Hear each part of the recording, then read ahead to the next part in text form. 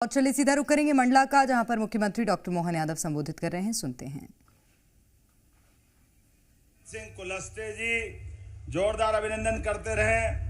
आज के इस कार्यक्रम में मंच के सामने विराजमान चैन सिंह बरगड़े जी विधायक निवास, हमारे मिश्रा जी जिलाध्यक्ष, इस अवसर पर विनोद कछवा जी, प्रफुल्ल मिश्रा जी, पूर्व विधायक देव सिंह सयाम जी, पूर्व विधायक शिवराज शाह जी, पंडित सिंह ध्रुवे जी, राम प्यारे कुलस्ते जी और पूरा मंच जोरदार अभिनंदन करें एक बार पूरे कार्यक्रम के लिए।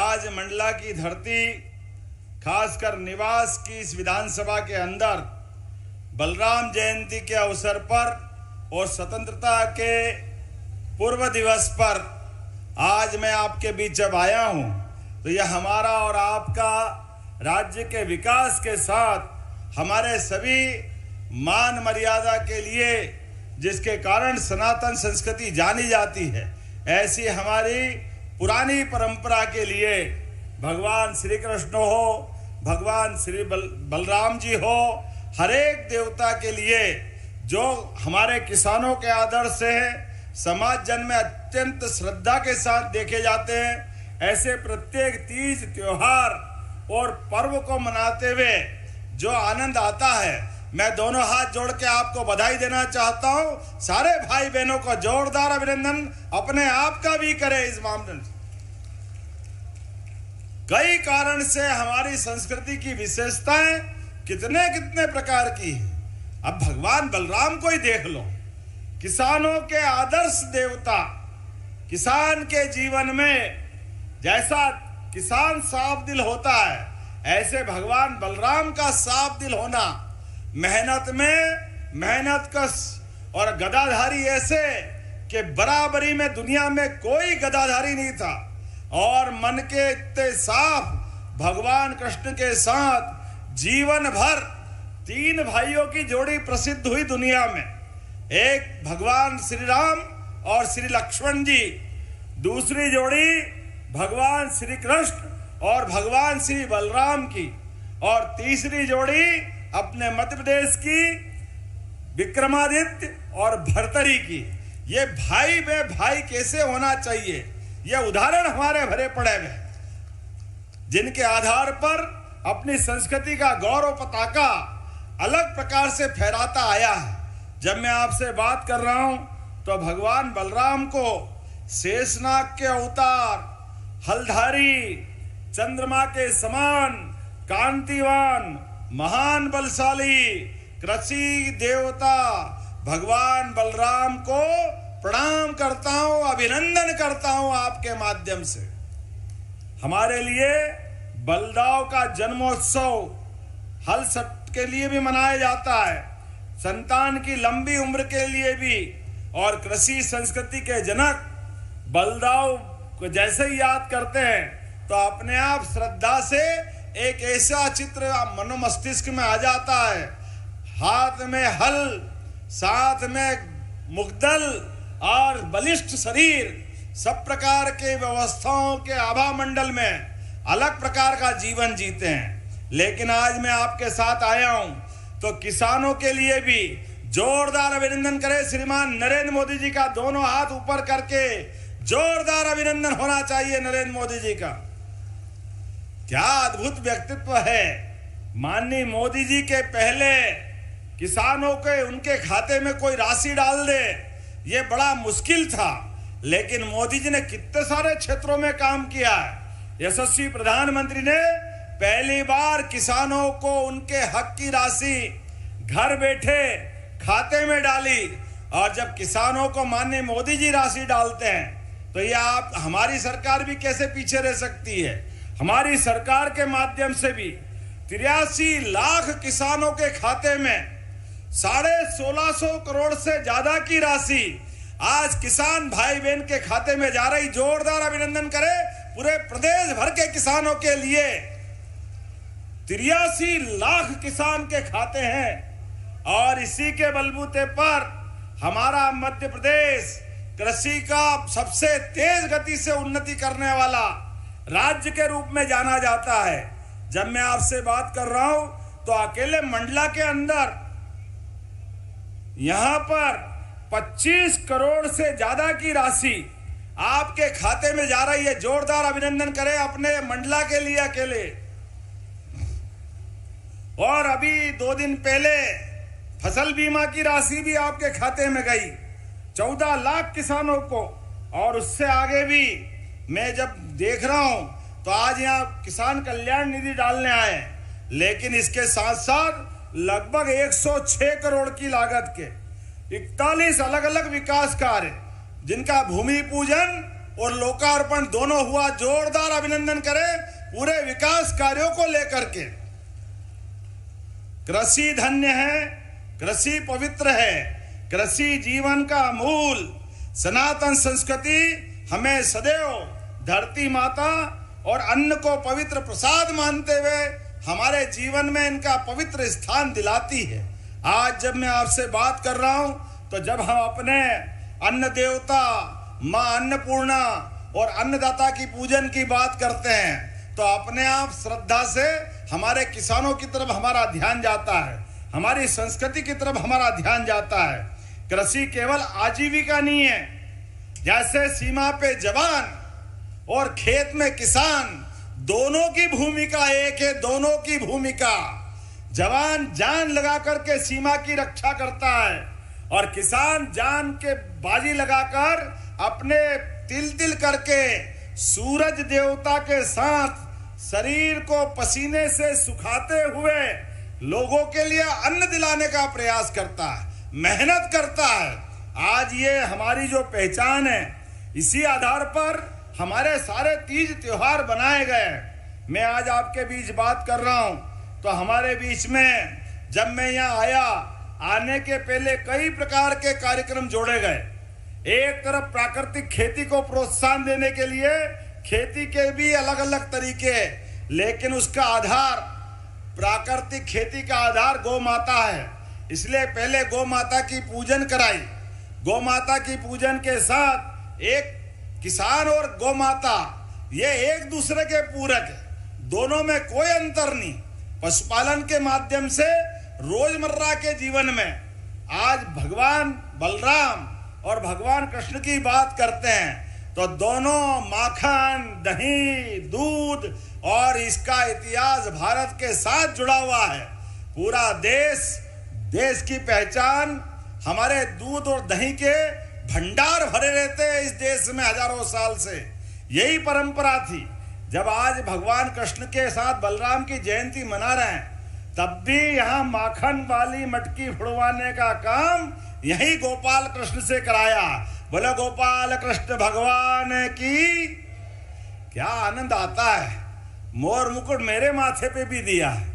मोर ऐसा पवित्र पक्षी है जिसके जीवन में कोई कलुषता नहीं है, जीवन में सदैव सबके लिए प्रेम।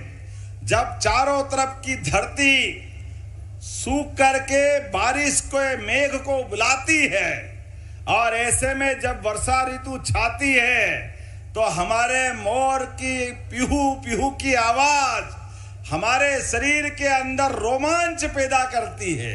श्रद्धा के साथ हमारे सारे तीज त्योहार याद रहने लगते हैं। इसीलिए पवित्रता के मामले में मयूर पक्षी की प्रेरणा इस संस्कृति के साथ सदैव जानी जाती है।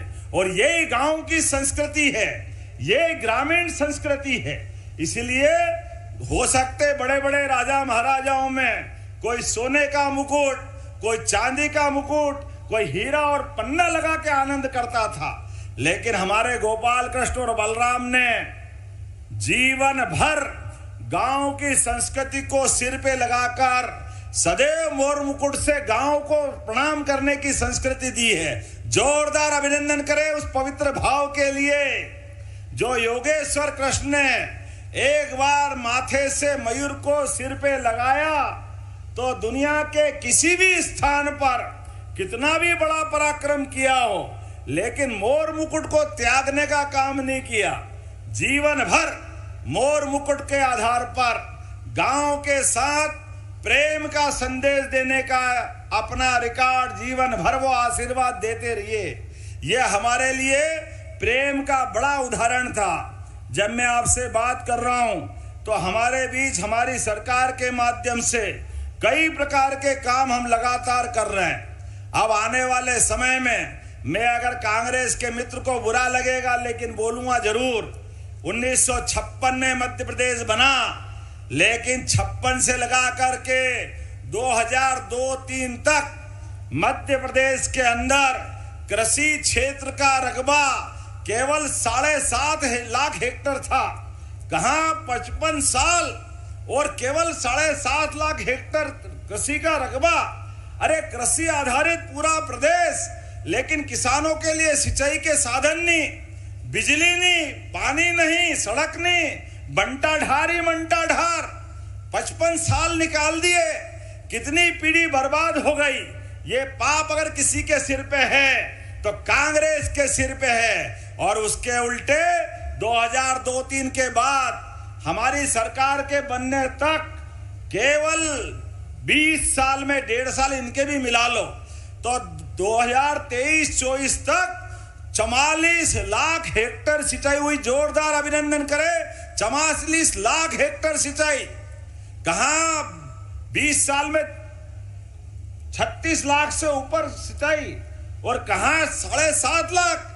अरे हमें और गर्व है, अभी 1.25 साल में हमारी सरकार ने 44 लाख से बढ़ाकर 7.5 लाख हेक्टेयर तो 1.25 साल में कर दी। जोरदार अभिनंदन करें। ये हमारी सरकार के काम करने का तरीका है। एक एक करके, एक नहीं कई प्रकार के। आज हम आपके बीच में जब खड़े हैं तो हमारे बीच में ये खेती का रकबा, गांव-गांव में बिजली, आने जाने की सड़क, स्कूल, तालाब, सभी प्रकार के संसाधन के साथ मध्य प्रदेश सबसे तेज गति से विकास करने वाले राज्यों में शामिल हुआ है। जोरदार अभिनंदन करें अपनी इस भावना के आधार पर। चारों तरफ से सभी क्षेत्रों के लिए जब हमारी सरकार बनी तो एग्रीकल्चर कोर्स की पढ़ाई के लिए केवल हमारे पास 2 जगह थी और 2 ही विश्वविद्यालय थे जहां कृषि की पढ़ाई होती थी। लेकिन आज बदलते दौर में हमारे 16 सरकारी विश्वविद्यालय और 52 प्राइवेट विश्वविद्यालय में अधिकांश जगह एग्रीकल्चर कोर्स पढ़ा करके किसानों को उन्नत कृषि करने की ट्रेनिंग हम दे रहे हैं। जोरदार अभिनंदन करें हमारे किसान भाइयों के बच्चे बच्ची के लिए भी आगे बढ़ने के लिए। और कितने दुर्भाग्य के साथ कहना पड़ेगा, कांग्रेस के लोगों को जब सेना पुरुषार्थ दिखाए, कल 15 अगस्त का दिन है हमारे लिए। आज यशस्वी प्रधानमंत्री के नेतृत्व में भारत अपने दुश्मनों से निपटने के लिए सक्षम है। जब पाकिस्तान से कोई आतंकवादी हमारे देश के अंदर आकर कोई घटना करता है, ये फग्गन सिंह जी गवाह है। 1 बार नहीं, 2 बार नहीं और 3-3 बार पाकिस्तान में घुसकर मारने की हिम्मत हमारी सेना को माननीय प्रधानमंत्री की सहमति से होती है। जोरदार अभिनंदन करें अपने देश के सैनिकों के लिए। और मेरे साथ बोले भारत माता की। आजाद भारत में अपने आम नागरिकों के लिए कोई आतंकवादी घुस करके अगर निहत्ते लोगों पर हथियार से हमला करता है। अरे पहलगांव के अंदर अभी अपनी 27 पर्यटक गए थे, उनने क्या किसी का बिगाड़ा था, लेकिन वो अपने उस कश्मीर में घूमने गए जो भारत का हिस्सा है, भारत का मुकुटमणि है। लेकिन कायरों ने छिपकर वार, धर्म पूजकर वार जो घटना करी, पूरा देश एकजुटता से आ गया। अरे धारा 370 हटने के बाद तो कश्मीर और पूरे देश के अंदर क्या हिंदू क्या मुस्लिम सारे लोगों ने मिलकर के एकजुटता के साथ पाकिस्तान को जवाब देने की बात कही। और जब हमारी सेना पुरुषार्थ पराक्रम के साथ सफलता के साथ आतंकवादियों के अड्डे मिटाती है उनके घर में घुस के उनके विमान तोड़ करके आती है, उनके हवाई अड्डे को खत्म करके आती है। बड़े दुर्भाग्य के साथ कहना पड़ेगा। अरे ये पूरा देश जश्न मना रहा है। कांग्रेस के लोगों के साथ भी कहना चाहूंगा, ये 15 अगस्त तो वास्तव में दिवाली, दशहरा, ईद सब त्योहार मनाने का था, लेकिन ये अभी भी वोट के चक्कर में इलेक्शन कमीशन के खिलाफ बोल रहे हैं। अरे 15 अगस्त मनाओ भाई, 15 अगस्त तुमको त्योहार मनाओ। सेना ने पराक्रम किया है, अपने दुश्मनों को घर में घुस के मारा है, लेकिन ये नादान, इनको केवल कुर्सी चाहिए, एक सूत्री फार्मूला, दूसरा कोई दिमाग नहीं। इसलिए जो लोकतंत्र के मजबूत स्तंभ है, चाहे वो न्यायालय का अपमान करते हैं, एक बार नहीं कई बार न्यायालय से दंडित भी होते हैं, न्यायालय फटकारती भी है, लेकिन इतनी मोटी चमड़ी के सब सुन लेते हैं। फिर वही वो की हाल। अब क्या बोले इनको, कितना समझाओ? क्या न्यायालय, क्या सेना पराक्रम करके आती है, सर्जिकल स्ट्राइक, घर में घुस के मारती है, और ये बेशरम उनसे मारने के सबूत पूछते हैं। कहां बम गिराया, कहां गोली गिराई, किसको मारा, हमने तो देखा ही नहीं। अरे बाप रे, आपको इतनी इस ढंग की बात करने के लिए आप इस देश के लोग नहीं हो सकते। दुर्भाग्य के साथ कहना पड़ेगा, ऐसी बातों से पाकिस्तान के लोग खुश होते हैं, भारत की सेना का मनोबल गिरता है, प्रशासन कमजोर पड़ता है, भारत की एकता में फूट होती है। मैं हाथ जोड़ के कहना चाहता हूं, माफ करना, ये बातें कभी किसी को शोभा नहीं देती। इलेक्शन कमीशन चुनाव कराता है, लेकिन बड़े मोटी चमड़ी के लोग। चुनाव आयोग, अगर आपको कोई बात कहना है तो लिख करके दो। चुनाव की निर्वाचन नामावली का प्रकाशन होता है, अपनी बात वहां को चुनाव आयोग के पास नहीं जाएंगे, सड़क पे तमाशा करेंगे। इसीलिए जनता लगातार नकारती जा रही है। धीरे धीरे करके कांग्रेस पूरे देश से समाप्त होती जा रही है। कांग्रेस के इन्हीं हथकंडों के कारण से कांग्रेस की हालत खराब होती जा रही है। लेकिन आज भी समय है, कई समझदार कांग्रेसियों ने इस बात को माना है कि आज बदलते दौर में माननीय मोदी जी के नेतृत्व में भारत दुनिया की चौथी अर्थव्यवस्था बना है, तो यह हमारे लिए गौरव की बात है। जोरदार अभिनंदन प्रधानमंत्री का करें। दुनिया की चौथी अर्थव्यवस्था केवल 10-11 साल में, कहां 10वें नंबर पे भारत था, आज चौथे नंबर पे, और कुछ समय बाद तीसरे नंबर पे आएगा। एक तरफ भारत की प्रगति और एक तरफ हाय रे मोदी, ये हाय करने वाले कांग्रेस के सारे लोगों से कहना चाहता हूं, अरे जिस दिन चुनाव आए उस दिन आ जाना। लोकतंत्र का आनंद इसी बात के लिए है, लेकिन पूरे साल विकास के काम में अड़ंगा मत लगाओ। अपने आचरण को भी देखो, अपने सद्विचारों से लोकतंत्र को मजबूत करने के प्रयास करो। आपके इन व्यवहार से लोकतंत्र कमजोर पड़ता है। मैं आपके साथ मंडला के विकास की बात करने भी आया हूं। मंडला चारों तरफ से परमात्मा ने, प्रकृति ने खूबसूरत जगह दी है, कई प्रकार की संभावना दी। ऐसे में सिंचाई का रकबा भी बढ़ाने के लिए हम लगातार काम कर रहे हैं। किसानों के लिए भी सोलर पंप योजना देकर बिजली के बिल से ही छुट्टी कराने वाले हैं। कई प्रकार के कामों के आधार पर मैं आज आपके बीच बहुत सारी बात कह सकता था, लेकिन मौसम बिगड़ रहा है। मेरे पास चिट्ठी आ रही है, हेलीकॉप्टर उड़ नहीं पाएगा, जल्दी जाना पड़ेगा। लेकिन हमने तय किया था, हमारे प्रत्येक जिले की प्रत्येक विधानसभा तक, चाहे हम चुनाव हारे या जीते, हमारा काम हमारी बात को जनता के बीच रखने का। इसलिए आज आपकी विधानसभा में भी आए और हमने अपनी बात कही है। विकास के मामले में हम इसी प्रकार से लगातार काम करते जा रहे हैं। आने वाले समय में आज जिस प्रकार से हमने 70 करोड़ 62 लाख की लागत से 21 आश्रम, छात्रावास भवन, सामुदायिक भवन, सांस्कृतिक केंद्र और अन्य निर्माण कार्य कराए, इनका हमने अपना भूमि पूजन किया है। जब मैं आपसे भूमि पूजन की बात कर रहा हूं तो लगभग 12 करोड़ 49 लाख की लागत से बिछिया में मदनपुर नेजार मार्ग, नकावल पहुंच मार्ग, सहस्त्र धारा मार्ग का भी निर्माण कराने का भूमि पूजन हुआ है।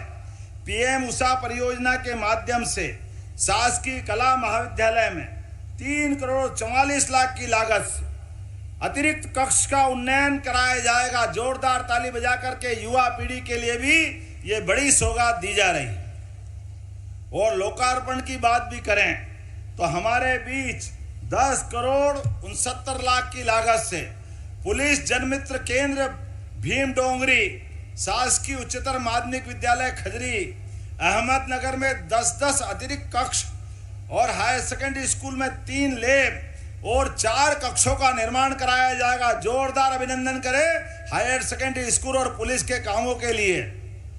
जब पुलिस के काम हो जाए, स्कूल कॉलेज के काम हो जाए, तो सिंचाई का काम कैसे छूट सकता है।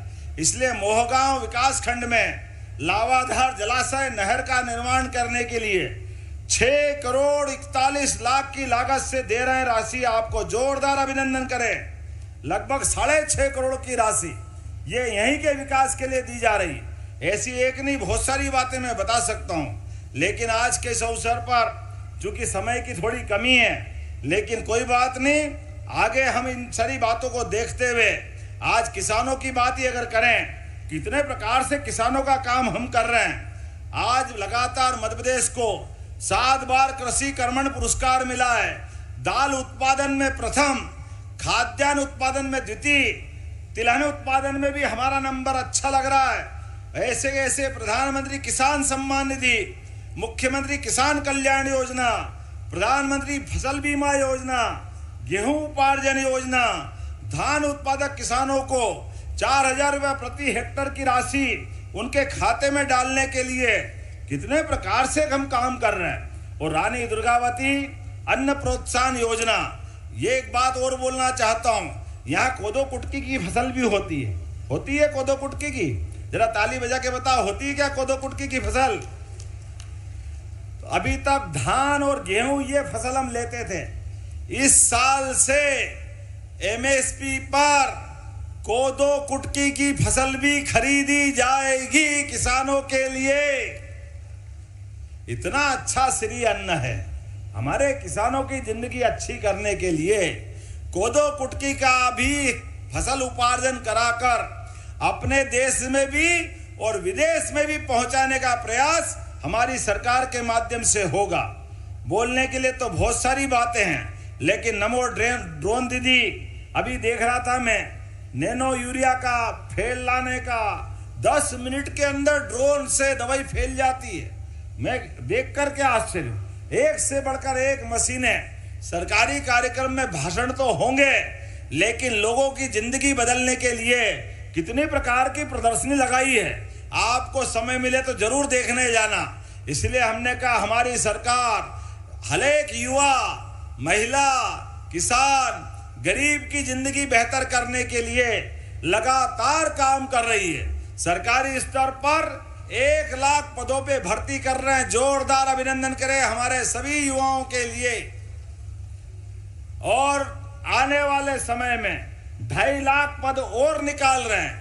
लेकिन 8.5 करोड़ की आबादी में सबको तो नौकरी नहीं दे सकते, क्योंकि सारी नौकरी जोड़ो तो 10 लाख की होती है। लेकिन हजारों साल से हमारे यहाँ तो अपने अपने खेती बाड़ी करते हुए, बागवानी करते हुए, अपने अपने उद्योग धंधे चलाते हुए सबकी आजीविका बढ़ती जाती है। इसलिए हमारी सरकार के बनने के साथ ही हमने सभी प्रकार के उद्योग धंधों को बढ़ावा देने के लिए उस पर प्रोत्साहन दे रहे हैं। और किसानों के लिए तो गोपालन को भी बढ़ावा दे रहे हैं। 25 गोमाता दूध वाली 42 लाख की आप अगर खरीदते हैं डॉक्टर भीमराव अंबेडकर योजना में, तो 10 लाख की राशि हमारी तरफ से माफ की जाएगी। गाय आपकी, दूध भी आपका, कमाई आपकी, लेकिन सरकार अपना योगदान देना चाहती, क्योंकि हमने कहा कि हर घर, जिसके घर गाय वो गोपाल, और जो जहां गोपाल वहां गोकुल। इसलिए हर घर गोपाल, हर घर गोकुल, इस योजना पे हम आगे बढ़ रहे हैं। और गांव के अंदर तो वृंदावन गांव बनाने जा रहा है। एक जनपद में वृंदावन गांव, और दूध उत्पादन को भी बढ़ावा देते हुए अब गाय का दूध भी सहकारी संघ के माध्यम से खरीदकर आपको बोनस दिलाया जाएगा। जोरदार अभिनंदन करें अपने गौमाता के गोपालकों के लिए। ऐसे एक नहीं कई प्रकार के काम हमारी सरकार के द्वारा किए जा रहे हैं। अभी दूध उत्पादन में मध्य प्रदेश भारत में तीसरे नंबर पे है। 9% दूध अभी हमारे यहाँ होता है। आने वाले समय में इसको 20% तक 3 साल में ले जाएंगे, 20% तक। जोरदार अभिनंदन करें अपने इस भाव के लिए। मैं जब आपसे बात कर रहा हूं तो यहाँ जैविक खेती भी बहुत होती है, इसलिए आपको बधाई देता हूं। और एक जिला एक उत्पाद में कोदो कुटकी, अनूपपुर, डिंडोरी, मंडला, सिंगरौली, कई प्रकार के अपने जिले इसमें बहुत काम करते हैं, इसलिए हम इसको खरीदने के तोल कांटे भी लगा रहे हैं। लेकिन आज एक बार फिर आपसे अगली बार जल्दी आकर के और पर्याप्त समय देंगे। लेकिन कल का दिन शंकर शाह, राजा शंकर शाह, रघुनाथ शाह, रानी दुर्गावती, तात्या टोपे, टंट्या मामा, हमारे प्रदेश के ही ऐसे सारे स्वनाम धन्य क्रांतिकारी शहीद जिनने अंग्रेजों से लड़कर हमारे प्रदेश का और देश का मान बढ़ाया, उन सबको स्मरण करते हुए कल का झंडा वंदन हम सबको करना है। अपने झंडे के साथ, तिरंगे के साथ अपना खुद का फोटो भी खिंचवाएं, परिवार वालों को साथ ले। परमात्मा की कृपा से हमारे क्रांतिकारियों और आजाद स्वतंत्रता सेनानियों के कारण से देश की आजादी मिली। देश के दुश्मन चाहते कि मध्य प्रदेश, भारत वापस उस दौर में पहुंचे और दुनिया हम पे राज करे, लेकिन यशस्वी प्रधानमंत्री के रहते ये हो नहीं सकता है। जोरदार अभिनंदन करें श्रीमान नरेंद्र मोदी जी के लिए। कल का झंडा वंदन हमारे वापस यशस्वी प्रधानमंत्री नरेंद्र मोदी जी जब करेंगे, आप भी अपने घर पे झंडा लगाएं, झंडा वंदन के सरकारी कार्यक्रम में शामिल हो, घर घर भारत माता की जयकारे न लगे और ऐसा आनंद छाए क्या लगे पाकिस्तान सहित हमारे दुश्मनों की छाती ठंडी हो जाए, दुश्मन कभी हिम्मत नहीं करे हमारी तरफ देखने की। और सारे क्रांतिकारियों को स्मरण करते हुए मेरी बात को समाप्त करता हूं। अपने स्थान पे खड़े हो जाए और विकास के मामले में हम सब इकट्ठा हैं, कोई पीछे रहने वाला नहीं है। मंडला सबसे अच्छा जिला बनेगा, ऐसे कई प्रकार के काम हम कर रहे हैं लगातार। तो 15 अगस्त की बधाई भी दे रहा हूं और 16 तारीख को जन्माष्टमी की भी अग्रिम बधाई देता हूं। 27 अगस्त को गणेश चतुर्थी भी होने वाली है।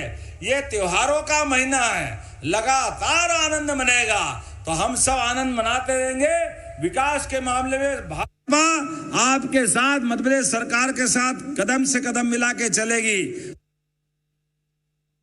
माता की, भगवान बलराम की, गोपाल कृष्ण भगवान की, सभी शहीद क्रांतिकारियों की, शंकर शाह, रघुनाथ शाह की, रानी दुर्गावती की, रानी अवंतीबाई लोधी की, झलकारी बाई की, तात्या टोपे की।